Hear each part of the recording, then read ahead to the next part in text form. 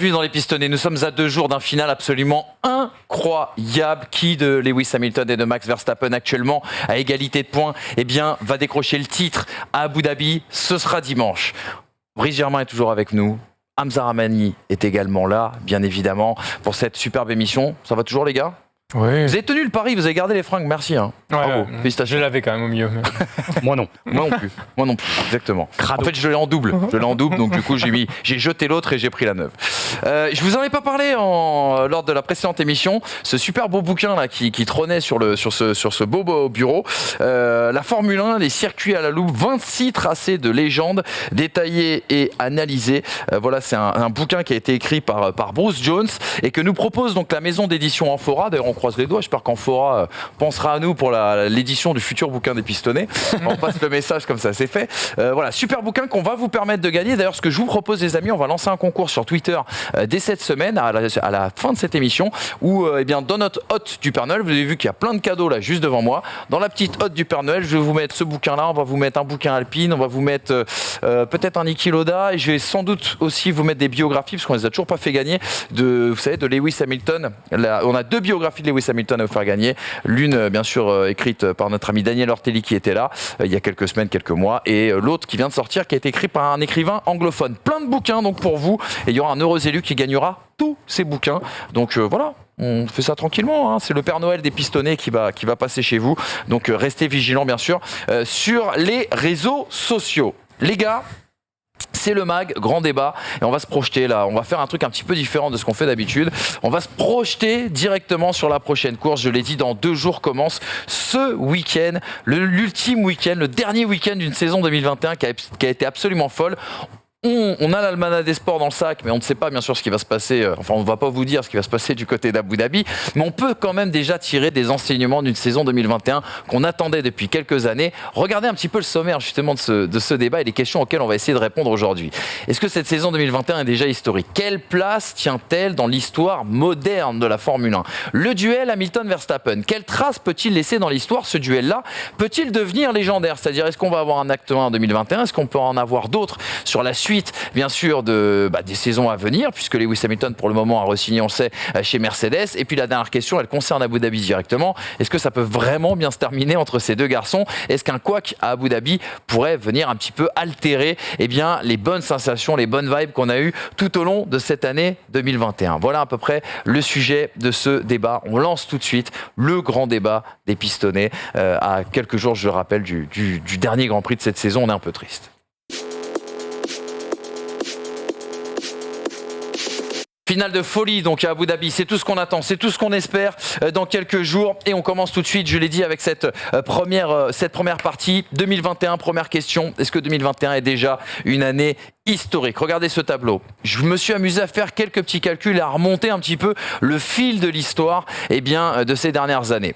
QV millésimé, première question. 2 pilotes à égalité avant la dernière course, c'est la première fois depuis 1974. Autant vous dire que personne n'était né sur ce plateau, donc personne ne l'a vécu, c'est déjà une grande première. 4 rotations de leader au championnat. Sachez que je me suis amusé à calculer la moyenne entre 2001 et 2020.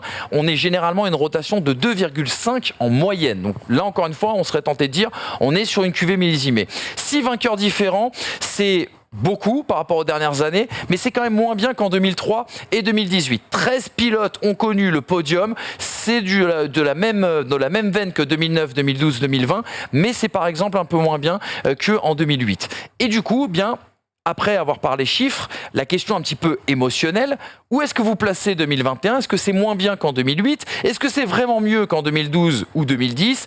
Est-ce que cette saison est encore plus accrochée que 2014 ? Pour vous aider à vous positionner sur ces avis-là, je vous ai sélectionné 3 avis d'éditorialistes, de journalistes français qui ont donné leurs avis sur ces dernières semaines. On va commencer notamment avec Julien Febvreau, que vous connaissez très bien puisqu'il est passé chez nous il n'y a pas longtemps. Il était aussi chez France Live le 22 octobre 2021, un site, et où il disait ceci. c'est une année exceptionnelle, déjà historique. Même le jour où le match entre Hamilton et Verstappen est moins intéressant, il se passe quelque chose en course. C'est un scénario vraiment très bien écrit en tout cas, sauf qu'il est écrit en direct. Ça, c'est l'avis de Julien Febvre. Prenons l'avis maintenant également de Stéphane Vrignot, notre confrère de chez Eurosport, qui dans un article du 8 octobre 2021 disait ceci: la saison 2012 a tout pour elle. Elle représente le cocktail parfait pour le produit F1. En statistiques pures, 2012 devance même 2010, 2008, 2003 et 2007. Mais avec une conclusion au dernier Grand Prix, 2021 serait dans le top 3 assuré du 21e siècle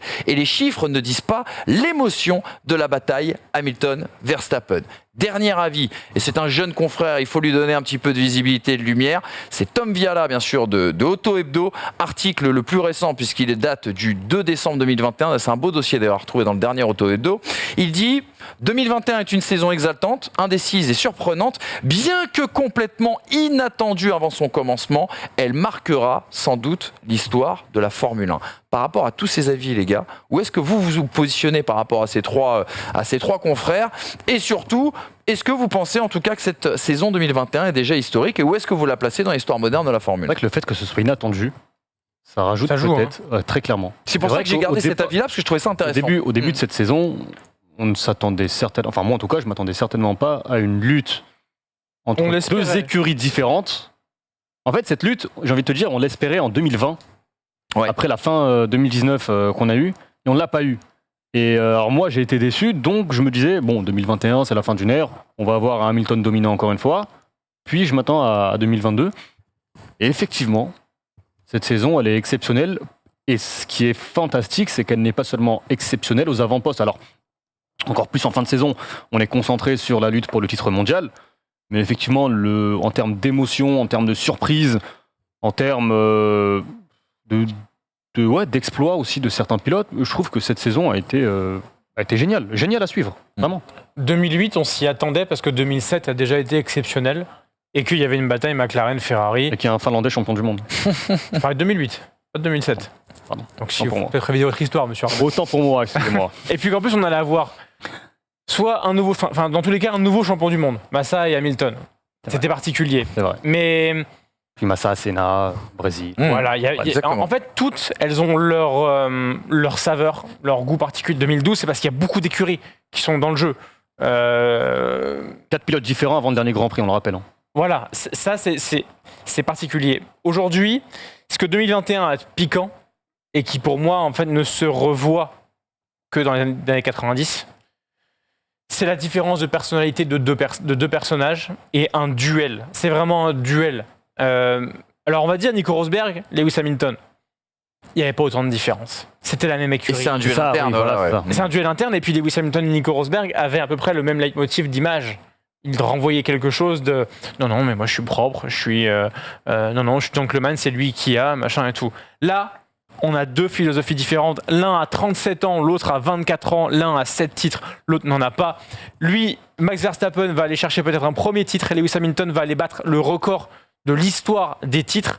Dans tous les cas, ce qui se passe, ce sera historique. Et en plus de ça, c'est historique parce qu'on sort d'une période qui a été manigancée par Mercedes avec cette demande d'avoir le moteur hybride pour rester en Formule 1 en 2014 et que cette ère peut se terminer sur un dos courbé de Mercedes avec un nouveau champion.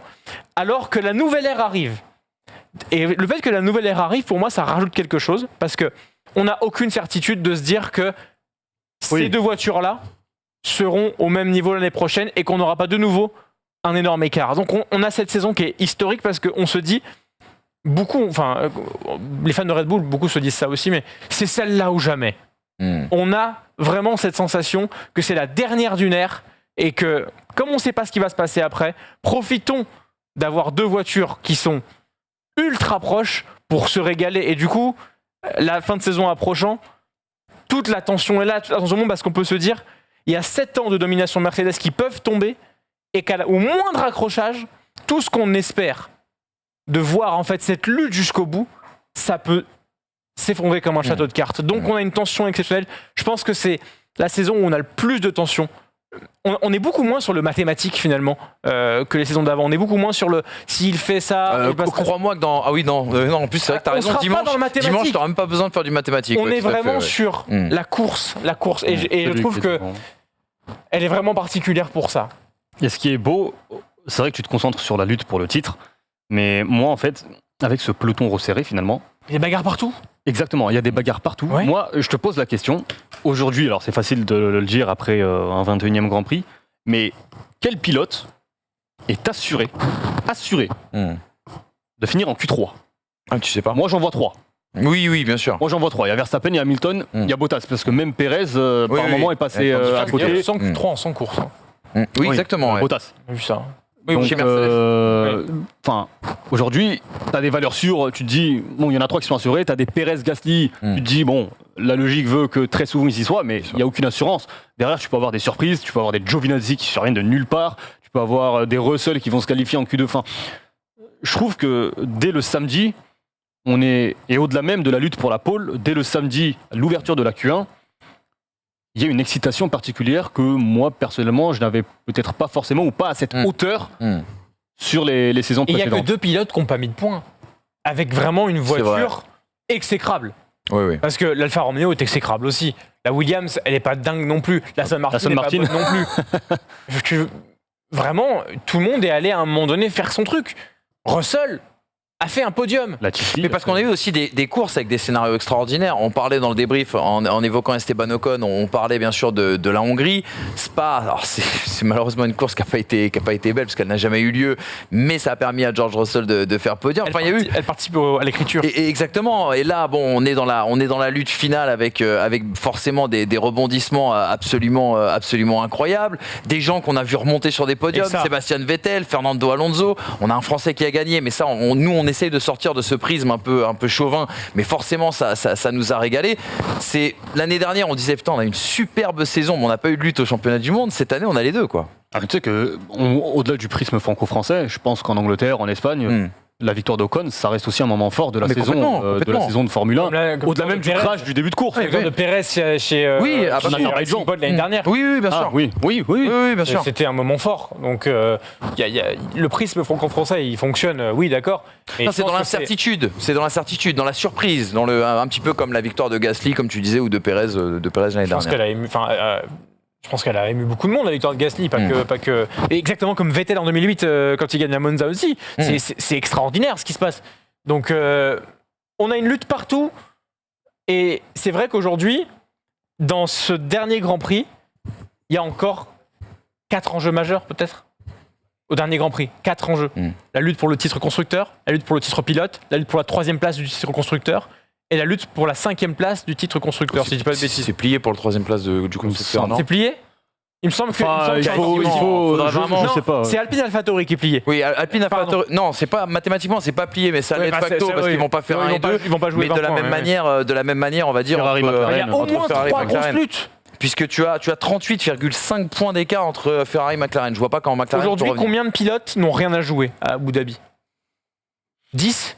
Mais non, le problème en fait, c'est que de facto, ils ont tous un truc à jouer parce que comme tu l'as dit, les écarts sont tellement resserrés qu'il y a peut-être quelque chose à aller chercher, des points à aller chercher. Alfa Romeo fait une 4e place, je te dis une connerie. Alfa Romeo fait une 4e place, ils peuvent peut-être aller chercher Williams, tu vois. Complètement. Donc, juste pour revenir un petit peu sur cette physionomie, on a vu le tableau tout à l'heure, on a essayé de dresser les différents comparatifs. Et je ne sais pas si vous vous rappelez, en confinement, on avait essayé de ressortir les saisons qui nous avaient marqué. On avait beaucoup parlé de 2010, de 2012, de 2008, de 2007 aussi également. Où est-ce que vous situez 2021, même si c'est vrai qu'on ne connaît pas le crépuscule un peu de cette saison, c'est-à-dire le climax? Ben moi, je pense que oui, quand même. Parce que tu vois, est-ce qu'en 2008, le fait qu'Hamilton double Glock dans le dernier virage, c'est ça qui a rajouté aussi le piment et le drama à ce truc-là. Moi, je pense que tant que tu n'as pas la dernière phrase, le dernier mot de cette saison, je pense qu'il te manquera toujours un petit truc. Oui, mais elle est exceptionnelle déjà cette saison, j'ai envie de te dire. Là, je suis d'accord avec toi. Après, effectivement, un dépassement au dernier virage, au dernier tour de Verstappen sur Hamilton ou d'Hamilton sur. Mais est-ce que tu ne mettras pas une dimension supplémentaire? Est-ce que tu ne mettrais pas du coup au-dessus de 2008 par exemple, ou déjà comparons avec peut-être la saison la plus intéressante qui était la plus proche de nous, c'était 2014. Oui, attends, non, pourquoi j'ai mis 2014 ? C'est 2016, t'as raison. Je suis désolé, je vous l'ai dit, ça finit très très tard hier. 2016, t'as raison, mes excuses. Par rapport à 2016, est-ce qu'on préfère pas... Alors après, c'est peut-être des goûts et des couleurs. C'est-à-dire qu'il y en a certains qui ont préféré des guerres internes de façon... C'est vrai que 2016, Prost. Au-delà de l'aspect deux écuries, c'est vrai que 2016, tu as raison sur ce que tu viens de dire. Ce que fait Hamilton en fin de course, en ralentissant volontairement pour que Rosberg se fasse dépasser, ça fait partie de l'écriture, de l'histoire de la saison 2016. Et ça rajoute une dimension supplémentaire à cette saison 2016. Donc effectivement, je vois ce que tu veux dire. Et il se passera certainement quelque chose du genre de similaire à Abu Dhabi. Dans le sens où ce qu'on a vu à Jeddah, c'est le même genre de truc qui s'est passé, encore une fois, à Abu Dhabi en 2016. C'est le moment où le pilote et la performance pure laissent place à la stratégie humaine et au vice. Et ce qu'on a vu à Jeddah, en fait, c'est la manière qu'avait Max Verstappen peut-être de se défendre de la situation qui le met en danger, comme Lewis Hamilton s'est défendu à Abu Dhabi de la situation qui le mettait en danger face à Nico Rosberg. C'est le dernier recours. Tous les coups deviennent permis à ce moment-là parce qu'il y a trop en jeu pour des mecs qui restent des êtres humains, encore une fois. Donc, ce qu'on va voir à Abu Dhabi, on n'en sait absolument rien de ce qu'on va voir. Les deux, ils vont avoir le cerveau. De toute façon, il va être posé dans le garage. Concrètement, il va y avoir deux machines complètement folles, bourrées d'émotions, bourrées de testostérone, bourrées de toutes les sérotonines que tu veux. Et on va avoir forcément des choses qui vont se passer et qui vont participer à finir l'écriture. Après, est-ce qu'on a besoin d'apprécier la fin pour avoir aimé le livre ? Je sais pas. Mais en tout cas, le livre, il est sacrément beau. Il n'est pas le même que 2016, il n'est pas le même que 2012, pas le même que 2008. Alors d'accord, où est-ce que vous le placez ? Parce que moi, ça m'intéresse. Regarde, on a différents cas de figure. Et là, c'est peut-être des questions qui sont tout à fait personnelles. Et n'hésitez pas, bien sûr, dans les commentaires à nous donner votre avis. Est-ce que, par exemple, vous préférez des luttes internes type Rosberg-Hamilton ? Est-ce que vous préférez des situations comme 2012 où au dernier Grand Prix ou à 2 Grands Prix de la fin, tu as 4 pilotes. Dernier Grand Prix. Ouais, dernier Grand Prix, tu as 4 pilotes. Hamilton était vraiment loin, mais... Voilà, tu as 4 pilotes qui peuvent jouer le titre. Est-ce que vous préférez un duel avec comme ça 2 samouraïs qui s'affrontent sur 21 courses et qui ne se lâchent pas 2010, hein. Ouais, 2010. Qui ne se lâchent pas, on va dire, tout au long de cette saison. C'est quoi votre scénario idéal et comment vous jugez 2021 par rapport à ce scénario idéal ? Moi, je t'avoue que cette année m'a appris que finalement, je préfère peut-être... J'aimais beaucoup les luttes en interne parce que, tu sais, on a grandi. Moi, j'ai grandi. J'étais petit, je ne l'ai pas vécu. Mais tu vois, la lutte Senna... Prost, 2 mecs dans une écurie, lutte interne avec la politique, etc., etc. Je me dis, il ne pouvait pas y avoir plus fort. Et 2016, je vais y arriver, m'avait conforté là-dedans. Et finalement, tu vois, quand je reviens à 2021, ça fait écho à Hakkinen Schumacher, ça fait écho à Villeneuve Schumacher, ça fait écho à même Hill Schumacher. Enfin, tu vois, ce qu'on avait pu connaître dans les années 90, début des années 2000, où tu as vraiment 2 entités, 2 manières de communiquer, d'appréhender la course. Tu vois, Red Bull n'a rien à voir avec Mercedes dans son ADN. Verstappen, tu l'as dit tout à l'heure, n'a rien à voir avec Lewis Hamilton sur absolument tous les points. Et c'est ça qui est génial, c'est quand tu vois les contraires s'opposer. C'est ça, le fait d'avoir 2 écuries. En fait, dans une F1 où tout se joue au centième près ou au millième près, moi déjà je trouve extraordinaire d'avoir 2 écuries qui pondent 2 voitures différentes aux performances plus ou moins égales. Voilà, selon les circuits, mais sur l'ensemble d'une saison, Red Bull, Mercedes, si on fait le bilan, c'est quasiment du pareil au même. Moi, je trouve absolument fabuleux, déjà, le fait, et finalement, autant, tu vois, par exemple, 2012, j'attribue, alors il y en a beaucoup qui ne seront pas d'accord, mais j'attribue ce que fait Alonso à son talent. Parce que Ferrari, je le redis et je le repense encore, avait une épave. D'accord ? Une épave fiable, un tracteur qui avançait parce qu'il était fiable et qu'en face, ils avaient le Concorde, mais un Concorde qui cassait à chaque... Mais si tu veux, 2012, je te le redis, Ferrari avait une épave. Donc j'attribue 2012 à Alonso. Là, c'est une vraie lutte entre 2 écuries différentes, au-delà même de la personnalité des pilotes. Rosberg, alors il y a toujours ce regret de il est parti, et c'est vrai que 2017-2018 ça aurait pu nous amener à des degrés peut-être jamais atteints, mais effectivement sur cette saison 2021, j'ai envie de te dire, si tu me donnes le choix par exemple pour 2022, je préfère avoir une lutte entre 2 écuries différentes effectivement plutôt qu'entre 2 pilotes d'un même. Oui, c'est ça, moi je préfère ça parce que à chaque Grand Prix on ne sait pas ce qu'on va voir, alors que dans une lutte interne, on maîtrise pas tout en plus dans une lutte interne. Rosberg, Hamilton, on se demandait lequel des deux allait gagner, mais on n'avait pas cette dimension voiture Et cette dimension du je suis meilleur dans le secteur 1, donc il faut que je fasse la différence dans ce virage pour mieux ressortir là, parce que lui va me remettre là. Il y a de la stratégie pilote là. On le voit à Jeddah. On le voit à Jeddah, premier secteur Verstappen, il faisait l'écart pour ne pas permettre à Hamilton d'avoir le DRS. On le voyait à Austin aussi, oui, partout. C'était la même chose. On le voit partout et ça change de Grand Prix en Grand Prix.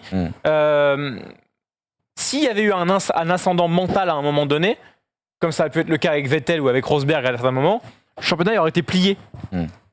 Alors que là, la voiture permettait de remettre dans le mental les mecs. Et finalement, tout ce qu'on a pu appeler tournant de la saison n'a jamais été un tournant de la saison. Et aujourd'hui, on se retrouve à 369,5 pour les deux. Alors évidemment, après la saison, selon qui est champion, on se posera la question.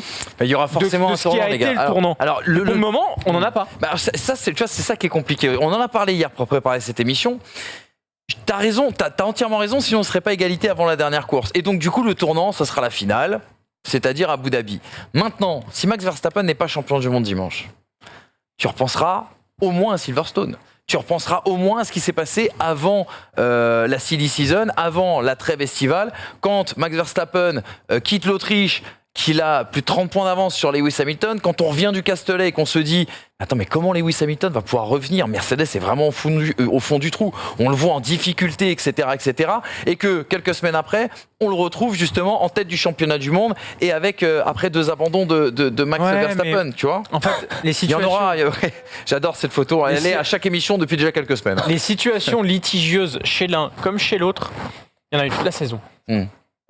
Imola, cette marche arrière qui lui permet de finir 2e alors qu'il reste 1 minute 20 dans le bac. C'est vrai que tout à l'heure on n'a pas parlé sur l'histoire du drapeau rouge. Quand Hamilton râle sur pourquoi il y a le drapeau rouge, mais ce même drapeau rouge, on connaît le règlement. Alors, faut-il changer les règles, c'est un autre débat. Mais ce même drapeau rouge lui permet d'être encore à vie parce qu'Imola il termine 2e. Je crois qu'il avait un tour de retard au moment du drapeau rouge et il prend 18 points à Max Verstappen. Et ça, tu peux le mettre en parallèle avec les pénalités que tu aurais pu donner à Max Verstappen et que tu n'as pas donné. Donc au final, il y a des faits de course partout.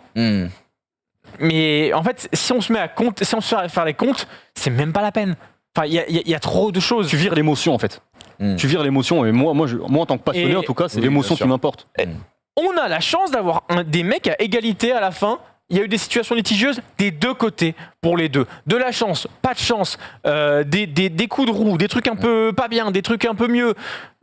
Aujourd'hui, la situation, elle est telle que les deux ont leur chance de se battre en piste à Abu Dhabi.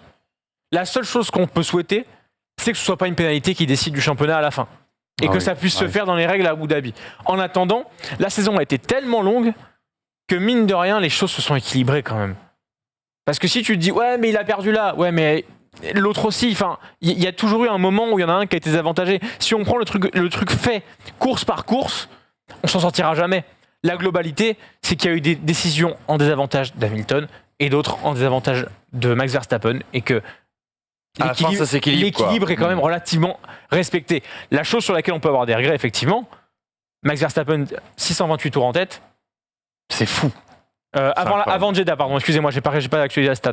628 tours en tête, Hamilton 220. Voilà, tu rajoutes encore, parce que il a passé plus de 30 ou 40 tours en tête, Verstappen. C'est à peu près le même ratio, je pense, 2 tiers. 2 tiers, 1 tiers. Là, on peut se dire effectivement que Red Bull avait quand même un package pour l'idée et que potentiellement, c'est eux qui seront plus déçus du titre que Mercedes. Je pense que Mercedes le gagnera et que Red Bull le perdra si Hamilton est champion. Parlons de ce duel, justement, Hamilton-Verstappen. Ça a été le piment de cette saison 2021. Ça nous a régalé parce que c'est 2 générations de pilotes, c'est 2 hommes qui n'ont radicalement rien à voir et qui, je pense, ne partiront jamais en vacances ensemble. Regardez ces 2 citations pour relancer un petit peu, savoir si ce duel peut véritablement marquer l'histoire. Dites-moi si vous êtes d'accord, notamment avec Julien Febvre. Nouvelle déclaration, c'était toujours dans France Live. Il nous disait « Il y a eu Prost-Senna ». Tout le monde nous disait « Tu n'as pas connu ça ». Et bien maintenant, quand tout le monde parlera de cette saison, il faut pouvoir dire « J'ai assisté à ce combat hors norme entre 2 pilotes hors norme. L'histoire est en train de s'écrire ». Vous me direz dans quelques instants si vous êtes d'accord avec Julien Febvre. Autre proposition et citation, celle de Alain Prost, quadruple champion du monde français, qui disait sur Canal+ le 21 novembre dernier, quoi qu'il arrive, ce seront 2 champions extraordinaires parce que leur saison est quand même géniale et Max est un peu la chance de Lewis aujourd'hui. Il a une motivation supplémentaire, il ne peut pas s'endormir et il n'y a rien de mieux qui pouvait lui arriver après avoir gagné 7 titres et plus de 100 victoires. Déjà, la première question, est-ce que vous acceptez cette comparaison Hamilton-Verstappen, Prost-Senna? C'est-à-dire, est-ce que ça veut dire ça mettrait ce duel Hamilton-Verstappen dans une légende, parmi les plus grandes légendes de la Formule 1? C'est ce qu'a dit Julien Febvre. Moi, c'est ce que je le comprends, en tout cas, dans son propos. Et à comprendre ce que vient de dire, à lire entre les lignes de ce que vient de dire Alain Prost, c'est-à-dire que c'est peut-être que le premier épisode, la première étape d'un duel qui pourrait nous tenir en haleine dans les saisons prochaines, dans la comparaison, je sais pas. Par contre, il est évident que Hamilton-Verstappen, sur cette seule saison de 2021, peut-être que 2022-2023, ça nous offrirait encore, mais sur cette seule saison 2021, nous fait entrer cette saison 2021 dans les plus belles, certainement, saisons de l'histoire de la F1. Sur la lutte Senna-Prost, il faut quand même rappeler qu'elle a duré quasiment moins d'une décennie. Ah mais attends, c'est particulier. N'oublions jamais, t'as 80... Ah, attends, si je te dis pas de bêtises, le vrai duel Senna-Prost, dans la même écurie, t'as 88, pas la même écurie. T'as 88, oui, aussi, t'as 88, 89 et 90. Mais après, derrière, en vrai, ils ont plus la voiture pour lutter l'un contre l'autre. Quand Prost est champion en 93, Senna il est dans une McLaren qui est au fond du gouffre. C'est vrai. Tu vois, donc c'est là où... Et inversement, quand Senna ensuite est champion, je crois, en 91, si je dis pas de bêtises, c'est le moment où Prost est viré de Ferrari en fin de saison. Chez Ferrari qui est dans une voiture difficile. Donc, quelque part, est-ce que c'est vraiment une question de durée? Oui, mais quoi qu'il arrive, ça c'est la première saison.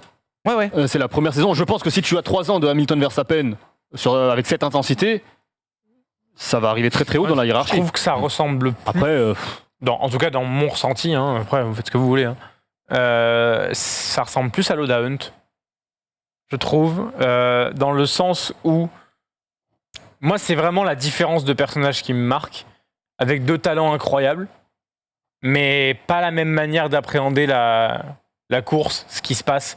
Et surtout, 2 écuries acharnées à les défendre. On avait vraiment ça à l'époque sur Hunt et... C'est vrai. Et des écuries à leur image. Oui, aussi, et quand moi, tu vois, par exemple, le move qui se passe au Brésil où Red Bull attend la fin de la qualif pour aller réclamer quelque chose sur le DRS d'Hamilton, ça me fait penser à Ferrari qui va réclamer sur l'empattement arrière de la McLaren, juste au moment où James Hunt gagne à Barcelone, à Jerez. Ils attendent la victoire, c'est la même chose. Et les deux se respectent et se détestent en même temps. Et je sais pas, je trouve que ce duel, il ressemble plus. Alors après, à voir, encore une fois, dans la durée, à quoi ce duel va plus ressembler. Mais ça me parle plus. C'est vrai que le point commun de tous les duels de légende, c'est qu'ils ont duré sur minimum plusieurs saisons. Donc il faut attendre. Je pense qu'il faut attendre. Il y a quand même un truc, les gars, et là encore, je fais écho à beaucoup d'émissions qu'on a pu faire, et notamment au début.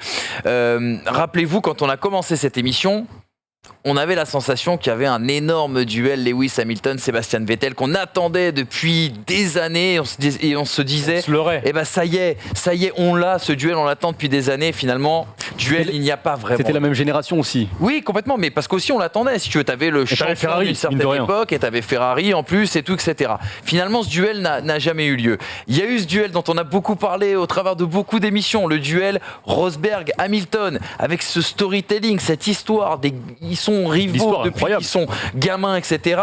Rosberg tape Hamilton, puis prend sa retraite, on a déjà fait le débat, on n'y reviendra pas. Il y a eu aussi la promesse Alonso, parce qu'Alonso, Hamilton, on était un petit peu plus jeunes, mais 2007, quand ils sont dans la même écurie, on se dit, wow, ah ouais, en fait, là, c'est du Prost-Senna. Là aussi, on s'y attend pas, en fait. Et on a signé pour quelques années. 2007, on s'y attend pas, mais une fois que tu es dedans, tu te dis, ah oui, d'accord, donc en fait, très vite, McLaren, c'est la fin des années 80. Tu dis, McLaren, c'est la fin des années 80, et t'as Alonso, Prost, et t'as Senna, Hamilton, entre guillemets. Enfin, c'est à peu près ça.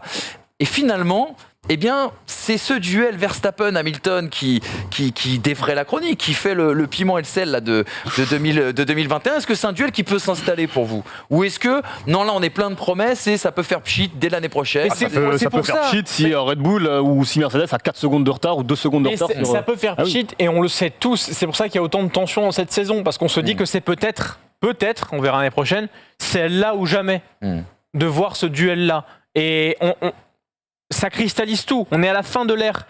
Et à la fin de l'ère, on a la lutte. On est à la fin de la carrière d'Hamilton aussi. Oui, c'est vrai, t'as raison. En mars 2022, ça se trouve, la saison aura presque perdu de son aspect légendaire si on se rend compte qu'ils sont encore au niveau actuel, parce qu'on pourra peut-être encore monter d'un cran. Oui, toute la saison, en fait, on était comme ça.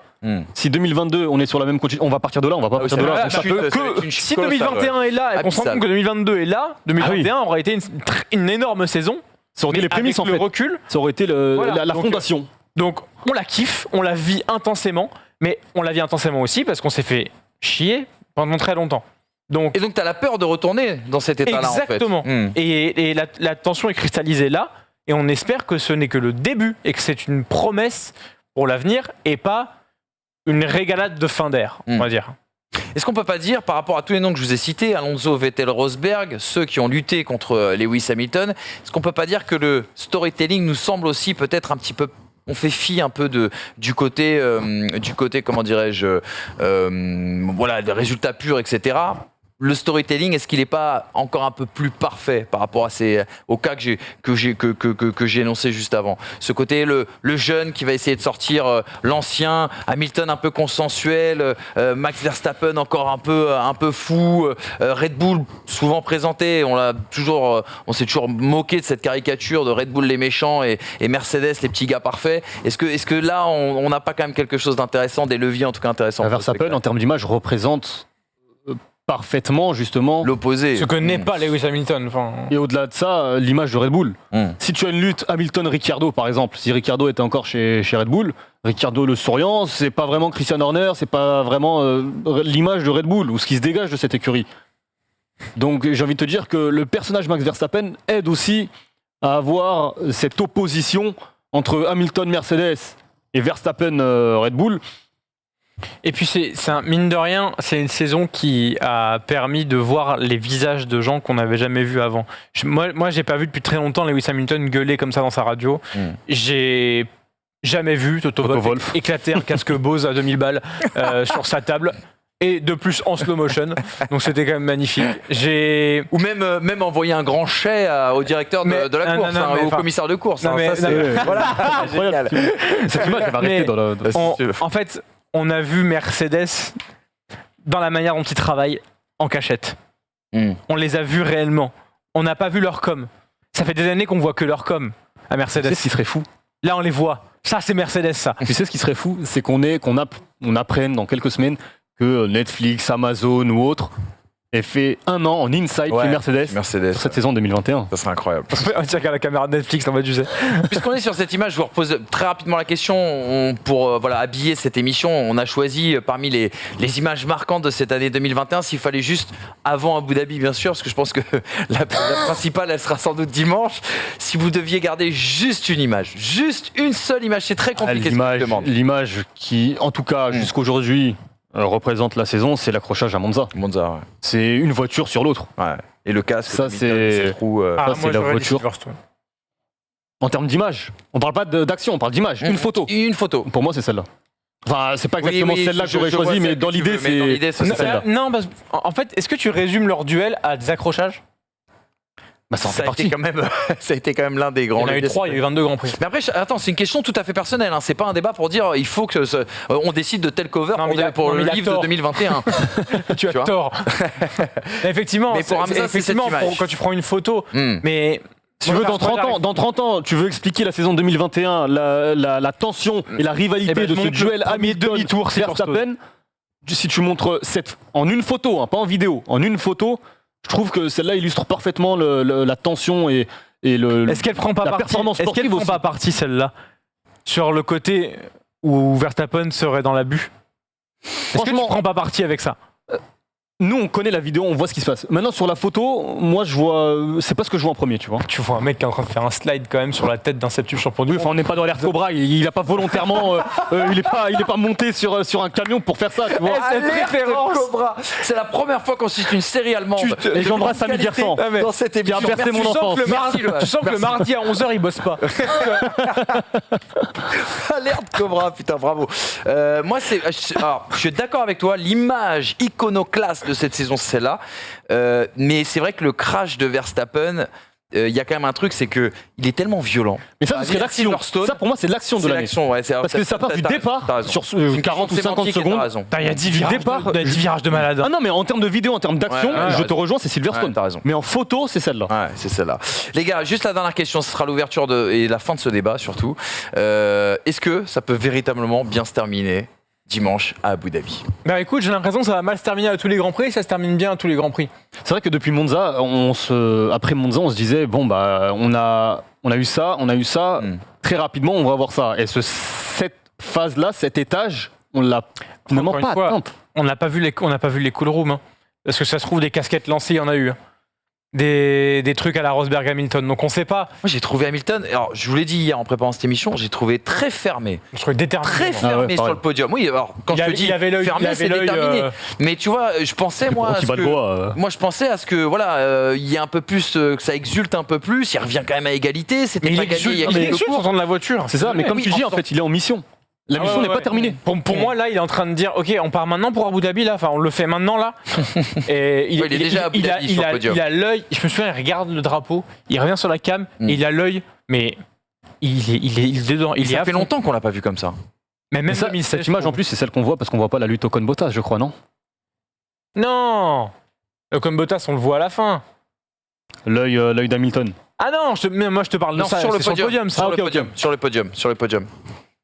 Du coup, il y a des possibilités. Non, parce que quand on écoute certains observateurs, encore une fois, quand on écoute par exemple Franck Montagny hier a dit sur Canal+, qu'est-ce que je dis, dimanche, il a dit sur Canal+, je vois pas comment ça, enfin il a dit comme ça, je vois pas comment ça peut vraiment bien se terminer cette affaire-là. Quand on voit pour Franck Montagny, il y a une sorte en tout cas d'escalade. Vous avez le droit de pas être d'accord avec Franck Montagny. Hein. Mais non, en fait, l'escalade, elle est depuis le début et on n'a rien eu pour le moment de. On a eu Monza, on a eu Silverstone, on a eu là cet accrochage-là. Force est de constater que je trouve que moi, dans les duels comme ça, ils s'écartent un peu plus, les deux. Monza, ils ont peut-être un peu calmé, j'ai l'impression. J'espère juste que la direction de course avant le week-end sera claire et dira ok, s'il y a un accrochage ou quoi que ce soit, c'est lourd de sanctions. J'ai vraiment pas envie, vraiment. Alors Prost, Senna, c'est magnifique, ce que vous voulez, je l'ai pas vécu, mais j'ai pas envie que ce titre se joue sur un accrochage. Ah mais surtout pas comme en 97 par exemple, où t'as une disqualification, disqualifié à la fin. J'ai pas envie que ça joue au tribunal, j'ai pas envie que ça joue à Paris à la FIA dans 3 mois. Non, je veux connaître le vainqueur sportif. Ça voudrait dire que le 20 décembre, on revient ici faire une émission. Non, mais très sincèrement, que ça joue sur la piste, que le meilleur gagne, c'est tout ce que je souhaite. Exactement. Souhait partagé, bien évidemment, autour de ce plateau. N'hésitez pas à... Et les deux auront été géniaux sur la fin. Ah non, mais et tu l'as très bien dit il y a quelques semaines, Hamza, tu l'as très très bien dit. Merci messieurs pour ce spectacle. Et nous, on s'en délecte. Et on va s'en délecter, en tout cas, tout au long de ce week-end. On va profiter, je pense, de chaque minute. Tu sais, c'est bête, hein, mais je pense que dès vendredi, chaque minute d'essai libre, tu sais, ça sera un petit biscuit. Tu seras en train de suranalyser. Mais oui, mais c'est exactement ça. Tu sais, tu vas te concentrer dans les conditions course pour regarder des essais libres. Moi, je suis tendu pendant les EL, quoi. C'est terrible. Ah ouais? Ah ouais. Bah, généralement, je suis au travail, donc je peux pas trop montrer que je suis tendu. Tu vois, mais quand je les revois après, ouais, d'accord. Je me les fais pas spoiler. Ouais. Les EL.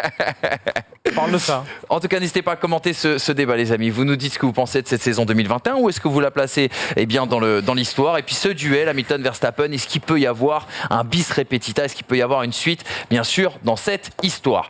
Avant d'arriver sur le quiz, je réclame, mon cher Polo Harer, si tu peux me le faire et me le préparer, le plan à 2 avec, d'un côté, Brice Germain et moi-même, parce qu'il faut désormais qu'on ressorte l'Almanach des sports et que l'on fasse tout simplement un point avec les cotes Winamax, notre sponsor qui nous accompagne désormais dans cette deuxième partie de saison. 2 cotes Winamax à te proposer, mon cher Brice. Qui va être titré? Vous pouvez jouer d'ores et déjà.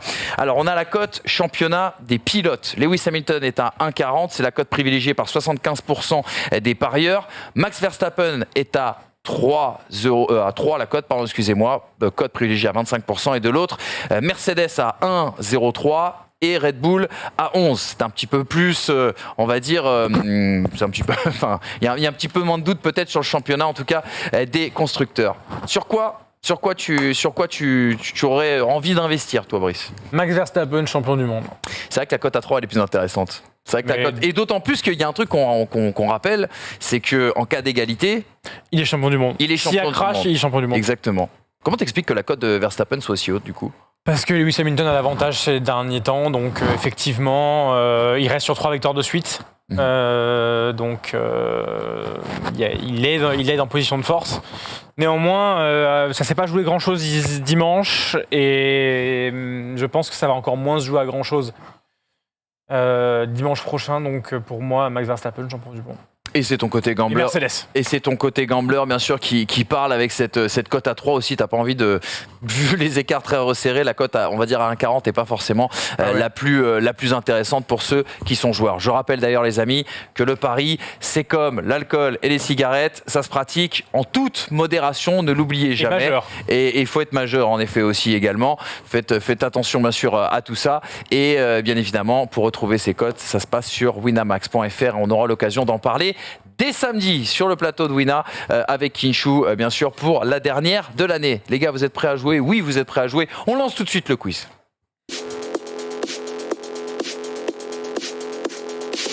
Hommage à Frank Williams, les gars. Hommage à Frank Williams. On va voir si vous avez bien lu toute la presse quotidienne, régionale et nationale qui est sortie ces dernières semaines. On va commencer tout de suite, on va pas perdre de temps. Une petite énumération tout à fait tranquille pour se remémorer qui sont les 70 pilotes à avoir conduit. Pardon? Pour Williams. C'est une blague. Non, vous n'êtes pas obligé de me trouver les 70. L'idée, c'est que il y en a 70. Bah, attends, c'est facile, les gars. S'il y en a 70, c'est vrai que vous en avez plein en tête. Ok. George Russell. Il y en a qu'une, il y a qu'un quiz du coup. Non, derrière. Bah, mais non, derrière, il y a un autre truc. Nicolas Latifi. Attends, qui a dit que tu commençais? On va faire le il a toast. commencé, il a dit George Russell. Mais non, on va faire le toast, les gars. Tu prends quoi? Face. Ok, allez hop. Ah, mais c'est génial. Oh, ah bah tiens, il faut savoir viser. C'est face. Tu commences. George Russell. Nicolas Latifi, c'est très bien. Felipe Massa. Felipe Massa, c'est bon aussi. Lance Stroll. Le Lance Stroll, ça marche forcément. Valtteri Bottas, c'est accepté. 77 courses. Sergei Sirotkin, oui, tout à fait, en 2018. C'est vrai que c'est galère, les listes à 70, là, pour s'y retrouver, c'est une galère. Prost. Bien sûr, Alain Prost, champion du monde 93. Pastor Maldonado, oui, le dernier vainqueur en date chez Williams. J'ai le nez dans la feuille, je peux pas. Écoute, Nigel Mansell, je vais citer les gros. Nigel Mansell, bien sûr, champion du monde 92, et c'est l'homme qui a passé le plus de temps chez Williams, 95 courses. Nico Rosberg, bien vu, 70 courses et 2 podiums. Damon Hill, bien évidemment, champion du monde 96, 65 courses. Mark Webber, en effet, c'était 2010, me semble-t-il, 36 courses notamment. Villeneuve, d'ailleurs c'était pas 2010 Mark Webber, j'ai dit une énorme bêtise, c'est 2005. Non, Villeneuve il a pas été dit. Non, Villeneuve n'a pas été dit, les gars. Je viens de dire Damon Hill. Il a dit Damon Hill avant, 49. Ayrton Senna, forcément 94, malheureusement pas assez de courses pour Ayrton Senna. 3 courses. Juan Pablito. Mais oui, Juan Pablo Montoya. Le Colombien. Alan Jones, tout à fait, le premier champion du monde. D'ailleurs, sa voiture a roulé avec Damon Hill à son bord, vous l'avez vu, moment d'exception. Ralf Schumacher, tout à fait. Ralf Schumacher qui est le deuxième pilote à avoir disputé le plus de courses chez Williams. J'aurais pas pensé. Ah ouais. 94 courses il a disputé pour Williams. Je commence à avoir un peu de mal. Ah les gars, vous avez cité des mecs. Si vous avez cité des mecs, vous pourriez en citer d'autres. Mais enfin, là, je suis en train de vous donner un indice qui est complètement pété. Barrichello, c'est bon. 38 courses. J'adore ces duels.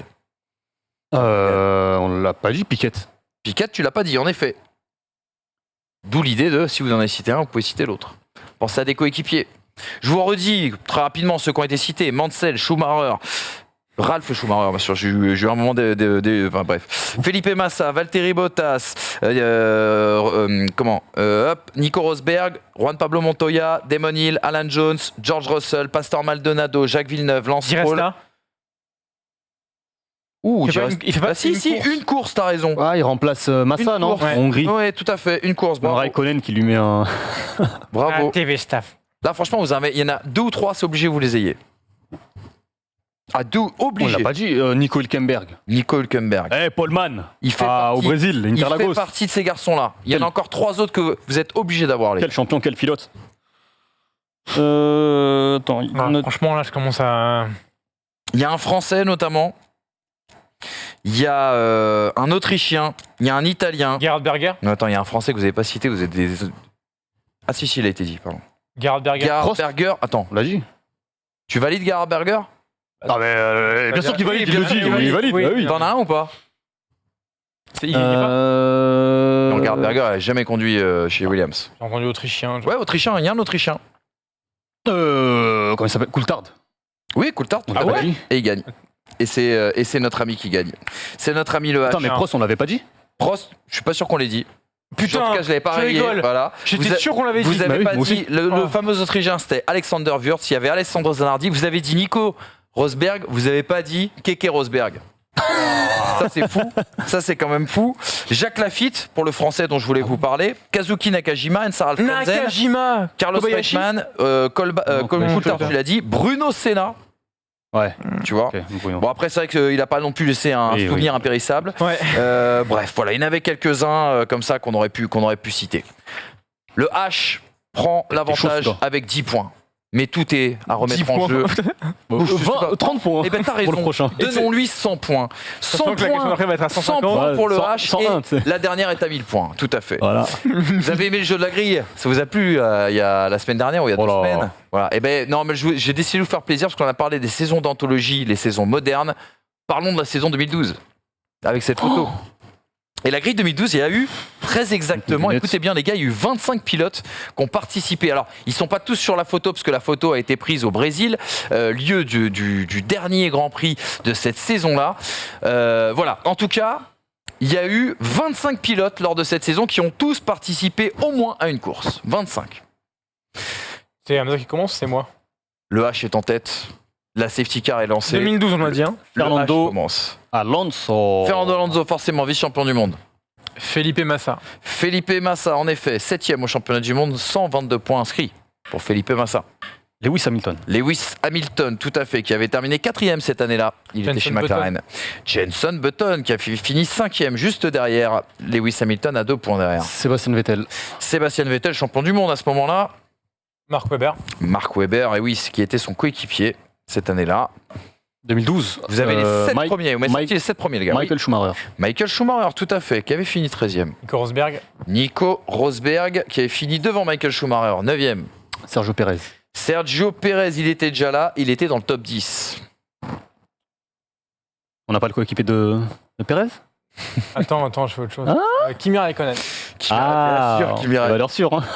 Kimi Raikkonen, en effet, je vous avais dit que vous avez donné les 3 premiers, non, parce que on avait oublié Raikkonen, 3e. Romain Grosjean. Romain Grosjean, 8e. Vous m'avez donné les 10 premiers, les gars. Nico Hülkenberg. Nico Hülkenberg, qui était coéquipier de Sergio Pérez. C'était la question que tu posais tout à l'heure, je crois. Pastor Maldonado. Exactement, dernier vainqueur de Williams. C'est aussi pour ça qu'on a choisi cette grille 2012 à Barcelone. Paul Di Resta. Paul Di Resta, merci. 14e.